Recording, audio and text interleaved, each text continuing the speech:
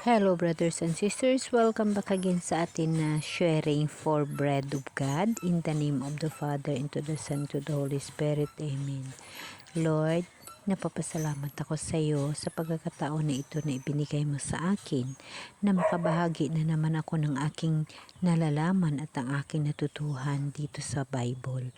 Lord, maraming salamat sa pagbigay mo sa akin sang lubos na pag-uunawa sa mga nakasaad dito at aking ibinabahagi upang magkaroon ng kaunting kaalaman ang aking mga kapatid na dapat natin pagbigyan ng pansin ang Bible dahil diyan natin makikita ang kabutihan ng Diyos at atin masusunod sa atin buhay.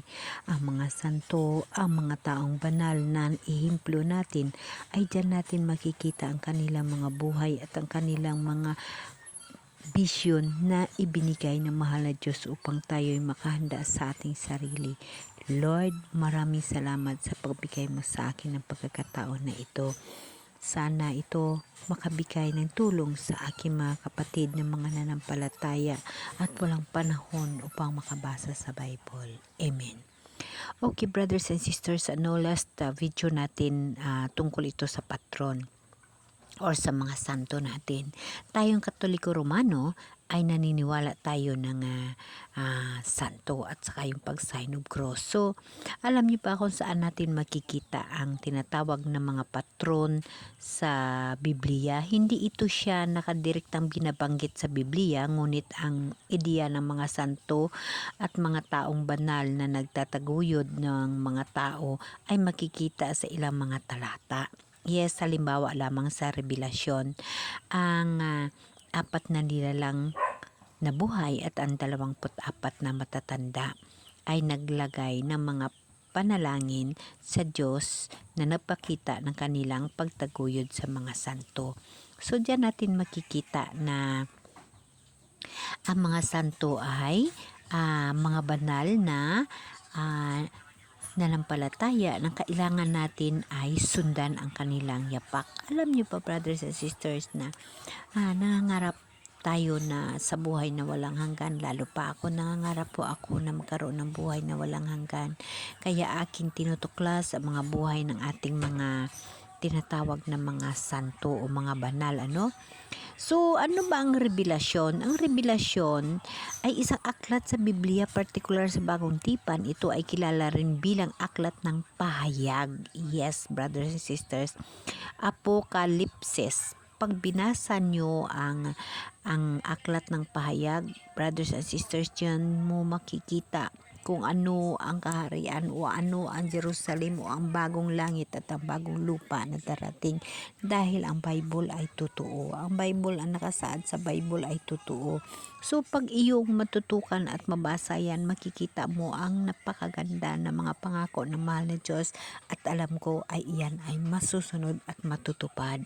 So, ang aklat ng Revelasyon ay isinulat ni Juan, ang apostol, habang siya ay nasa isla ng Patmos.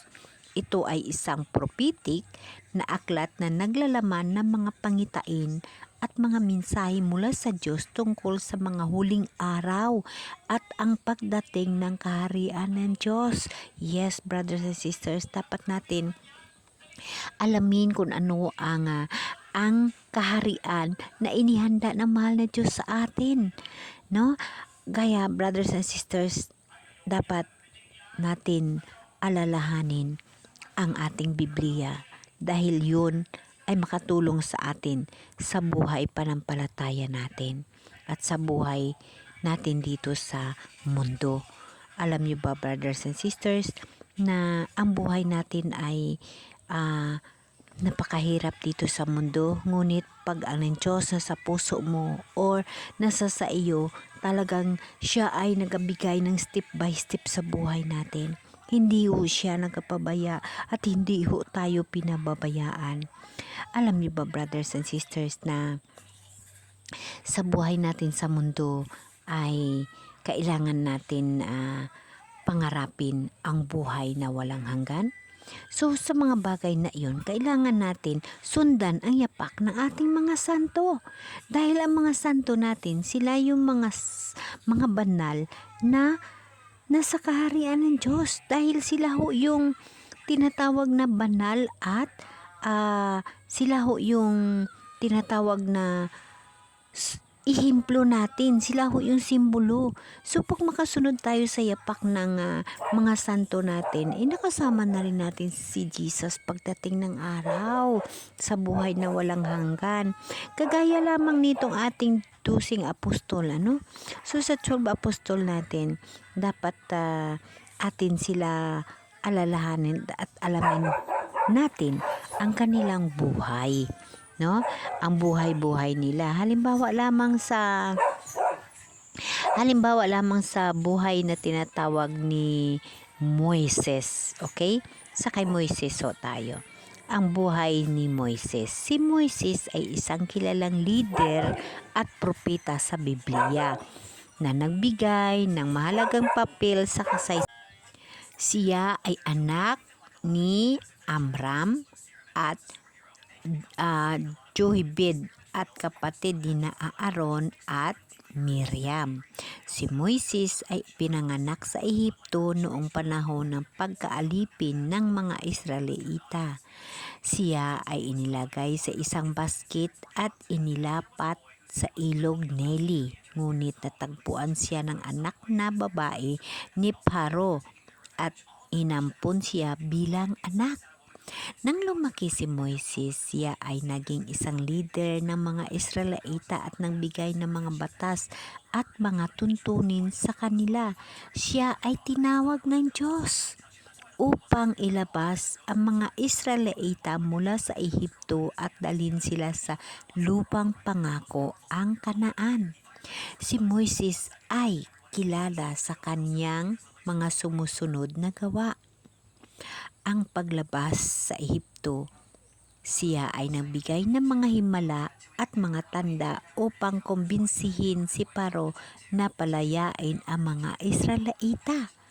Ang pagtanggap ng 10 utos, siya ay tumanggap ng 10 utos mula sa Diyos sa bundok Sinai. Ang pagtatayo ng tabernakulo, siya ay nagtayo unang templo ng Israelita.